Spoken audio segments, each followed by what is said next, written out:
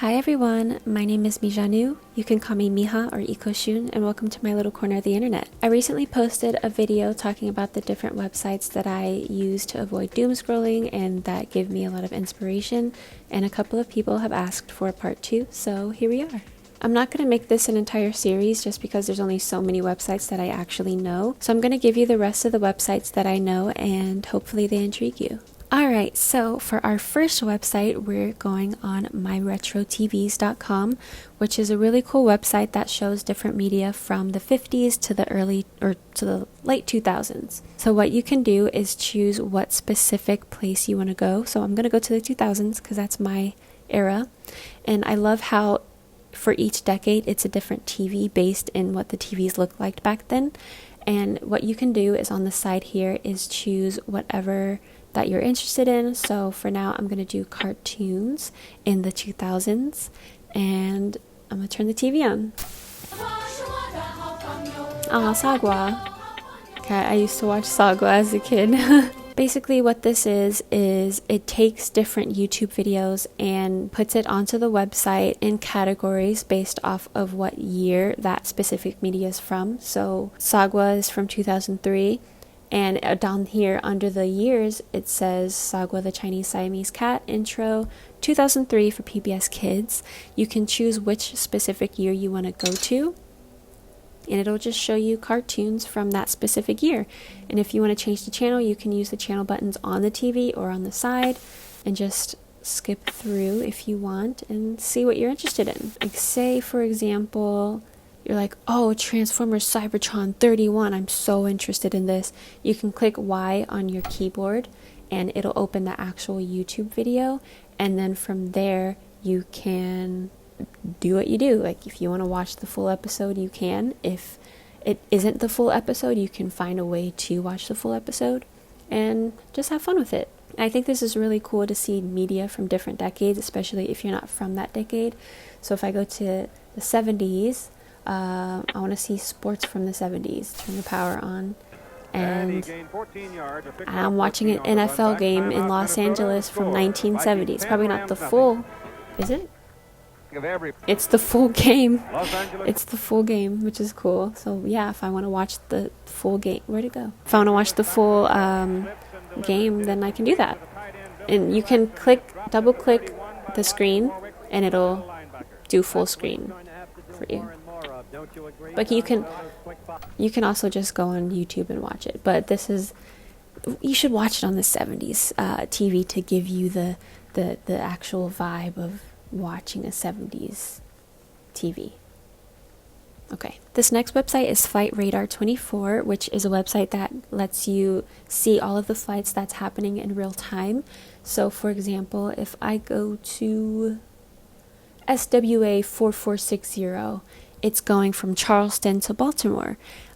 So they were scheduled at 11:40 a.m. and they are looking to land at 1:15. But it looks like that they're going to be landing early. I hope you all land safe. And yeah, you can learn information about the aircraft type. I think it tells you how many people are on the plane. I think it did. I'm not seeing it on here. I think it's really cool, and it'll show you their route and stuff. It's just straight to the point, but if you're into flights and planes and stuff, this would be pretty cool. You could literally choose anywhere that there's planes flying. So let's see, this one is going from Tokyo to Bangkok. This next website is one of my favorites out of the whole list. It's called Neal Fun, and it's basically a bunch of games and interactive educational sites.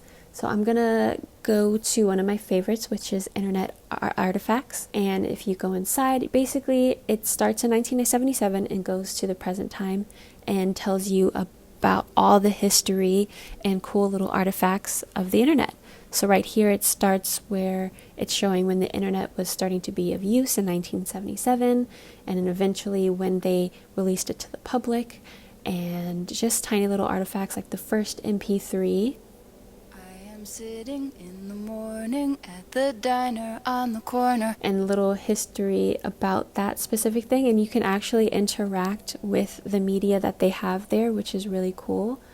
Like if you scroll through and see everything, like the AOL dial-up. It says America Online debuted in 1991 and quickly became the largest dial-up service provider. The start screen and iconic dial-up sound became many people's first introduction to the internet.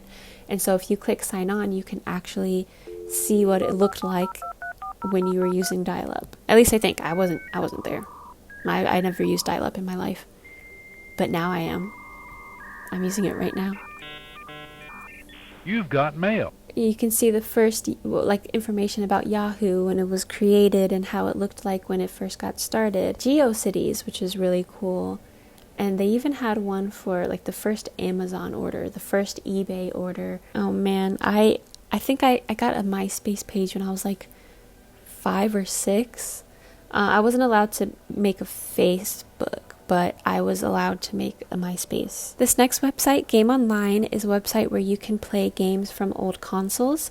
And so you can choose any console that you're interested in. I'm going to go with the Nintendo DS. And you can literally choose any game that they have on here. They have a lot of games. And I went on here a couple days ago to see what they had.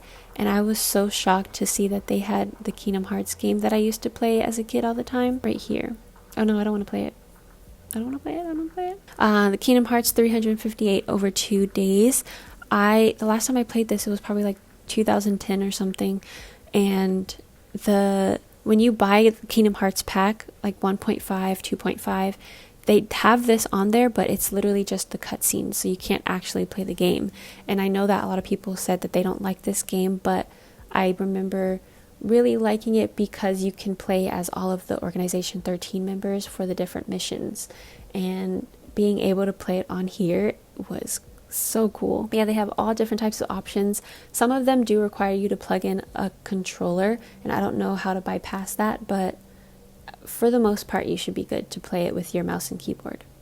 This next website, spiel.club, is basically a website where you can play with different elements and it interacts with each other. So I'm gonna draw something really quick. Alright, so I drew some water. I have some wood here. These green things are plants, and this little pink stuff right here is fungus.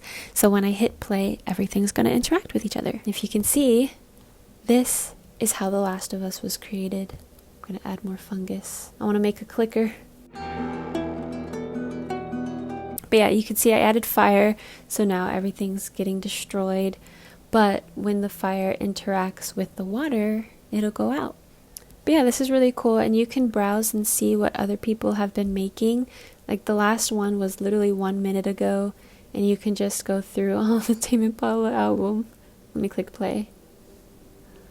So cool. I think it's really cute to see what everybody else is making and how their creativity, like this one here, this is really, really cool. And if I click play, oh, I didn't expect it to just blow up, because they have some walls right here, wall and stone, but I guess someone just decided to add some fire in the mix. But yeah, this is really cool and fun.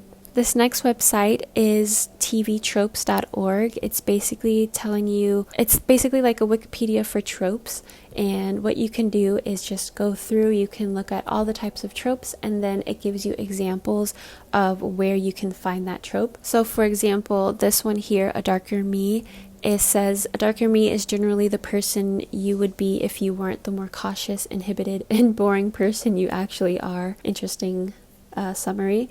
But you can scroll down and see all of the different media that specific genre is in. So certain video games, it'll say Final Fantasy, and it'll explain why and who it works for them.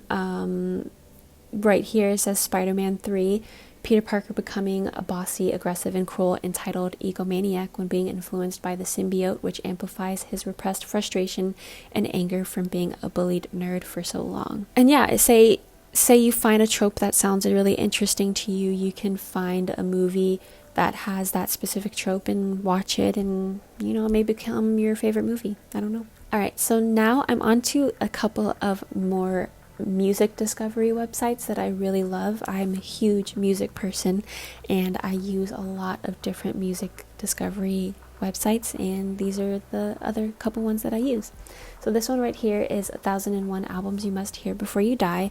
It's basically a generator which will choose one of those specific albums, and it only gives it to you once a day. So you have the whole day to listen to that album, and then the next day it'll email you if you put your email in. If not, you can just go to the website and refresh and see what album it wants you to listen to today. I'm going to go ahead and put in my name, and then I'm going to skip the email thing because I already have an account. But basically you're going to hit go, continue anyway, and you will save a link so you know your specific user and how to get there to see your next albums. And when you're ready, you're going to reveal the first album. So this album is Document by Rem. It came out in 1987. And you can just go ahead and give it a listen. You can also check out the different reviews for that album on the website from the different people that listened to it, and you can see what they said, what they liked, what they didn't like. It's pretty cool. It's kind of like Rate Your Music and Album of the Year, but a little bit more contained, if that makes sense. Like, for example, if you go to the global stats and review stats, you can see what people are saying it says from the last 10 minutes, and check out what but the thing is like a lot of these, it's only 1001 albums. Rate Your Music and Album of the Year have a trillion different albums on there, but this is more contained. So you can see what they're talking about if you listen to one, or if you want to go ahead and skip the whole one thing a day, you want to listen to 3 albums today, you can choose from whatever people reviewed here. And the cool thing about it is like whoever wrote the review, if you're interested in what they like, oh, they really wrote an amazing review, let me check out what other stuff they reviewed, and you can go ahead and see all of that, what they liked the most, what they didn't like the most. Wow. And yeah, it's a pretty cool website. Now this next website I'm sure a lot of you have heard of. If not, then that's perfectly fine. But this is NTS Live. It's basically a live radio, but also a website where different DJs and artists can post their different sets and mixes, and they have different episodes. So like once a week, this person will post a mix that you can listen to, and you can save it. If you liked it, you can check out their other episodes, and I think it's really cool. So, for example, some of my favorite hosts is Jamal Kadar, Olive Kimoto, and Martha, for example. And you can save them. You can save specific episodes that you really liked.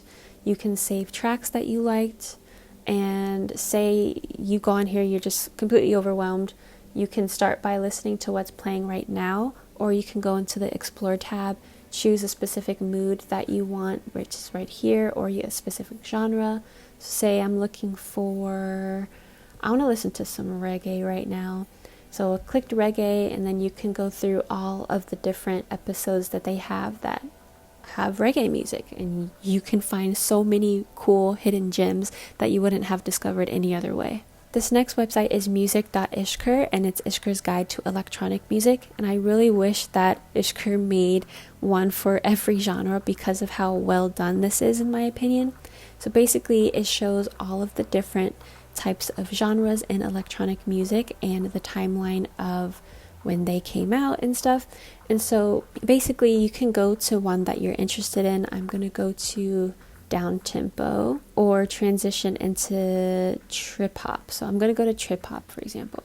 So this little green circle right here, if you click it, it'll just shuffle through all of the different years that trip hop was active. But if you go to these green rectangles here, you can go to a very specific year, and the ones that are the brightest means that it has the most to offer, and the darker it is, the least amount of songs you'll find. So I'm going to hit this first one, for example, and it's going to go ahead and start playing a song. It's just like a one, it's a little snippet of the song. It's not the full song, but it's just giving you the premise of what the song sounds like. And underneath the song title, it'll say 1994. It also lines up here. If you can see, each block is under that specific year. And then you can see all of the songs that it offers. And like I said, if you hit this button here, you can see the overall songs in like all throughout the year. So it's 2016, now it's 1995, now it's 2000, now it's 2011. But yeah, I really wish there was one for a whole bunch of genres, because this is a great way to discover music and keep it in the timeline of like when it was released and all of that stuff. This last music website is called Lazy Records, which is basically a non-algorithm music discovery site. And what you can do is in the explore page, you can choose your specific genre that you want to listen to. Say I want to listen to some modern classic and some Afro-Cuban jazz. You click close, and then you can click next, and it'll refresh and it'll show different YouTube videos based off of that specific genre that you typed in, and you can just go ahead and check it out. You never know which song is going to end up being one of your favorites, so if you have the time, you can go through these and listen to some fun music. If you go to the global feed, you can see what other people are reposting, which is another cool way. So it starts from like the last repost and goes on from there. So this person posted this Juliet Roberts song, and if you're interested in trying it out, you can go ahead and listen and see what you think. The last two websites are both typing websites. And basically this website, which is Type Racer, you can race against other people online and see who types the fastest. They have other versions where you type words from the dictionary, typing numbers in different versions, which is really cool. You can do a practice round or just go straight in. I'm gonna show you a little example. Oh, wait, no, I don't want to do numbers. Absolutely not. Okay, here we go. So it's gonna load everybody into the race. Y'all are gonna see my typing skills real quick.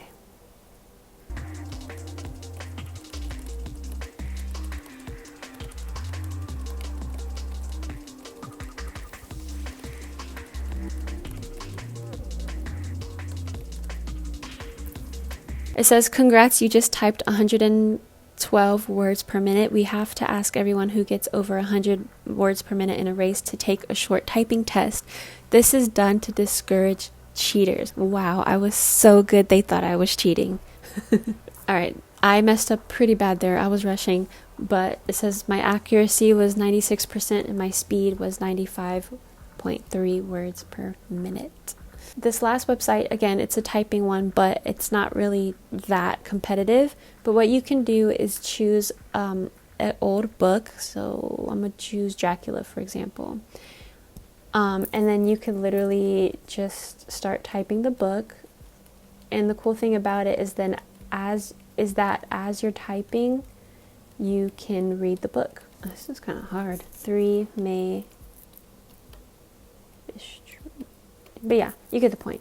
But yeah, you can type every chapter, read it, and if you don't want to, if you don't feel like typing, you could literally just go on here and read the book. But yeah, those are all the websites that I have to show. I don't think I have any more cool websites in my arsenal, unfortunately. But hopefully the ones that I did share with you were cool and intrigued you and inspired you. So yeah, thanks for watching and happy surfing.